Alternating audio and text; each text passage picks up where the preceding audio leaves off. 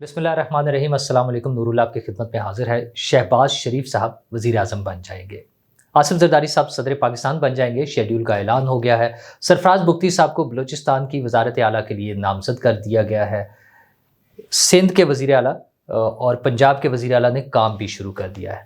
لیکن ان حکومتوں کو دنیا تسلیم نہیں کرے گی،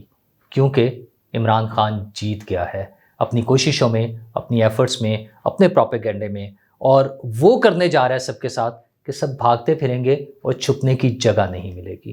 جی کیا ہو رہا ہے اور عمران خان نے کیا کیا ہے؟ اس سے پہلے آپ کو بتاؤں کہ اسلام آباد کے ڈی سی کو اور پولیس آفیسرز کو سزائیں ہو گئی ہیں۔ 6 ماہ کی سزا ڈپٹی کمشنر کو ہوئی ہے، اسی طرح پولیس والوں کو سزائیں ہو گئی ہیں کیونکہ انہوں نے توہین عدالت کی تھی۔ اچھا، میں اس کی حمایت یا مخالفت میں نہیں جا رہا، صرف آپ کو ایک بات بتا رہا ہوں کہ ایک واقعہ ہوا جس میں توہین عدالت پر سزا ہو گئی ہے۔ دوسری طرف اس اسٹیٹ کے خلاف ایک بڑا واقعہ ہوا تھا جس کو ہم 9 مئی ڈکلیئر کرتے ہیں، جس کو پاکستان کا 9/11 کہا گیا، اور اس واقعے کے بعد ایک عجیب طوفان مچا، اور جو کچھ ہوا وہ تو ہمارے سامنے تھا کہ آگ لگائی گئی، ریاستی اداروں کو، مونیومنٹس کو، ایئر بیس پر اٹیک کیے گئے، پاکستان کی فضائیہ کا جو اڈا تھا اس میں میاں والی میں، وہاں پر اٹیک کیا گیا، لوگوں کو مارا گیا، آگ لگائی گئی، آفیسز جلائے گئے، کور کمانڈر ہاؤس پر اٹیک ہوا، سب کچھ ہوا، اور اس کو ہم نے ڈکلیئر کیا کہ یہ پاکستان کے خلاف ایک بغاوت کی کوشش ہوئی تھی۔ یہ سب کچھ ہوا، لیکن اس بات کو 8 ماہ اور 20 دن گزر گئے ہیں، لیکن اس پہ کوئی کارروائی نہیں ہو رہی، بلکہ وہ سب لوگ جو اس میں ملوث تھے، سوائے چند ایک کے، وہ جو اندر ہیں ابھی جیلوں میں ہیں، یاسمین راشد ہیں، کچھ اور لوگ ہیں، عمران خان ہیں، عمران خان کو تو چلے کچھ اور کیسز میں سزائیں بھی ہو گئی ہیں، لیکن کوئی 100 کے قریب لوگ جیلوں میں بند ہیں، اور باقی لوگ آزاد پھر رہے ہیں۔ انہیں الیکشن لڑنے کی بھی آزادی تھی، انہوں نے کاغذات نامزدگی جمع کرائے، ان کے کاغذات نامزدگی ایکسیپٹ ہوئے، انہوں نے الیکشن لڑا، وہ الیکشن جیت گئے، انہوں نے اسمبلی کی ممبرشپ کا حلف لیا، اور وہ وزیر اعلیٰ خیبر پختونخوا بن گئے ہیں۔ جی ہاں، میں ان میں سے ایک علی امین گنڈا پور کی بات کر رہا ہوں۔ علی امین گنڈا پور صاحب نے وزارت اعلیٰ کا حلف بھی اٹھا لیا ہے، اور اس کے بعد انہوں نے باقاعدہ ایک دھمکی دی ہے۔ انہوں نے کہا، ان کی باتوں کا مطلب یہ ہے کہ کسی کو نہیں چھوڑے گے۔ انہوں نے کہا کہ 1 ہفتے کا ٹائم دے رہا ہوں، غلط FIRs ختم کریں، ہمارے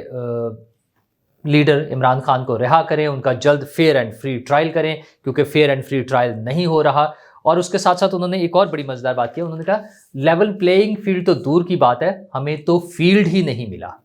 اور یہ وہ شخص کہہ رہا ہے جس کے خلاف مقدمات تھے، جو روپوش تھا، جس نے کاغذات نامزدگی جمع کرائے، اس کے کاغذات نامزدگی قبول ہوئے، اس نے الیکشن میں حصہ لیا، اس کو ووٹ ملے، وہ جیت گیا، بلکہ اس پورے صوبے میں سب سے زیادہ سیٹس،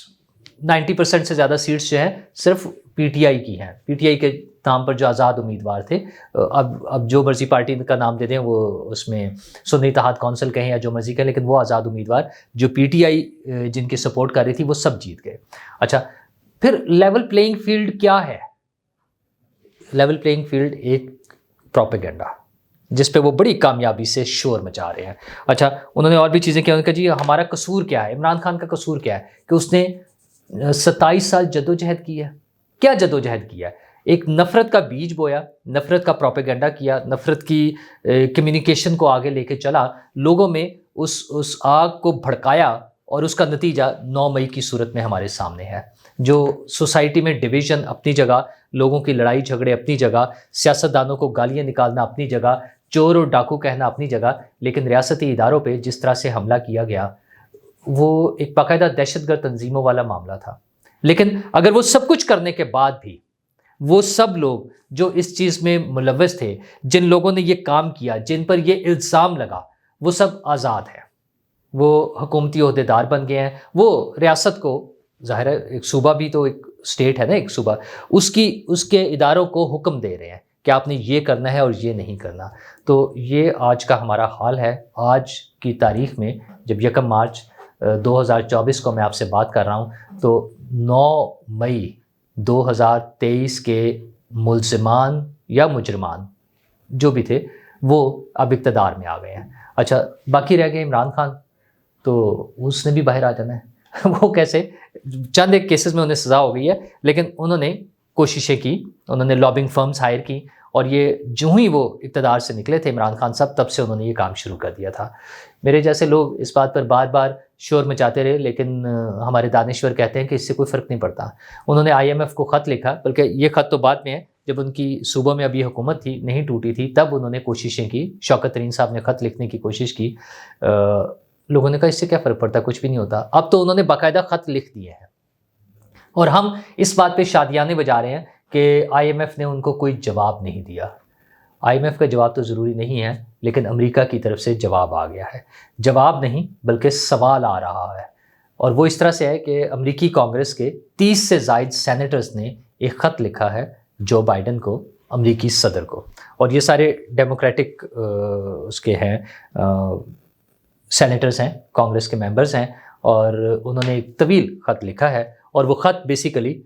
پاکستان تحریک انصاف PTI عمران خان کی پریس ریلیز ہے،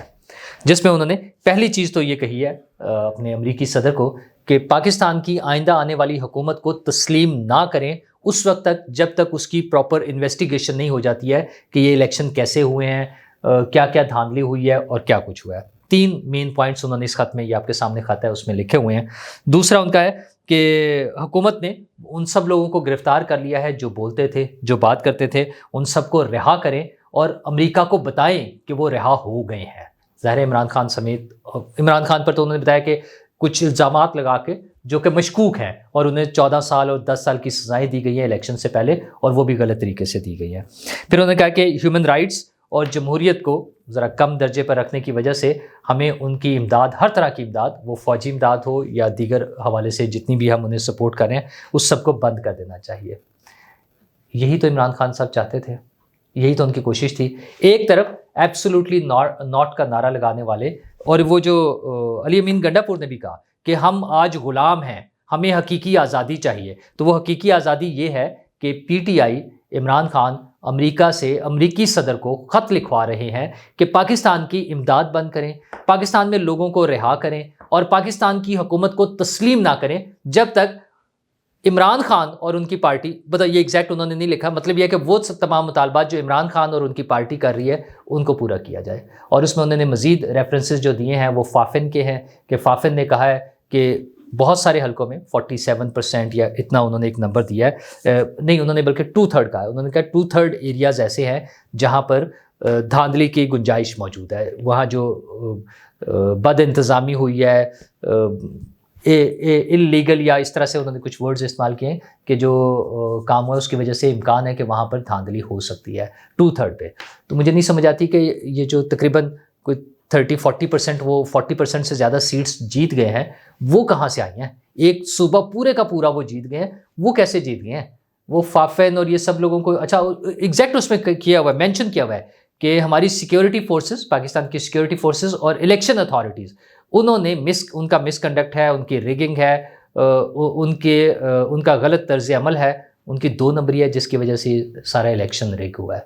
تو جناب، اور اس کے بعد آخر میں یہ 30 سے زائد لوگوں کے دستخط ہیں جو آپ دیکھ سکتے ہیں، 31 لوگوں کے دستخط یہ نظر آ رہے ہیں۔ یہ وہ تمام کانگریس مین ہیں جو امریکی صدر کو لکھ رہے ہیں، وہ امریکی صدر جو الیکشن میں جا رہے ہیں اس سال کے آخر میں، ظاہر انہیں بھی سب لوگوں کی سپورٹ کی ضرورت ہے، انہیں یہ خط لکھا جا رہا ہے۔ تو پاکستان کی حکومت کو کیا امریکہ تسلیم کرے گا؟